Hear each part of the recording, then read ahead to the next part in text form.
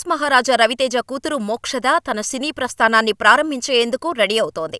అయితే ఆమె నటనకు బదులుగా దర్శకత్వ శాఖపై ఆసక్తి చూపుతున్నట్టుగా సమాచారం. ప్రస్తుతం సితారా ఎంటర్టైన్మెంట్స్ నిర్మాణంలో ఉన్న ఓ సినిమాలో అసిస్టెంట్ డైరెక్టర్గా పనిచేస్తోందట. ఇప్పటికే టాలీవుడ్లో కొత్త తరానికి చెందిన వారసులు డైరెక్షన్ డిపార్ట్మెంట్లో పనిచేస్తూ తమకు అవసరమైన అనుభవాన్ని సంపాదించుకుంటున్నారు. ఇదే తరహాలో మోక్షద కూడా పనిచేస్తుండటంతో ఆమెలోని ఆర్టిస్టిక్ సైడ్ మరింత బయటపడుతుందని అంతా భావిస్తున్నారు.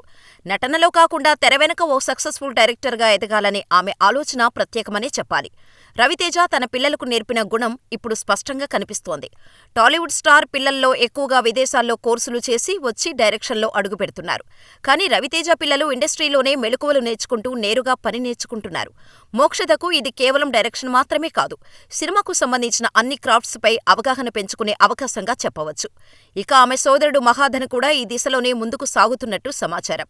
మహాధన్ నటనతో పాటు డైరెక్షన్లో కూడా ట్రైనింగ్ తీసుకుంటున్నాడట. రాజా ది గ్రేట్లో చిన్నప్పుడు రవితేజగా మహాధన్ నటించిన విషయం తెలిసిందే.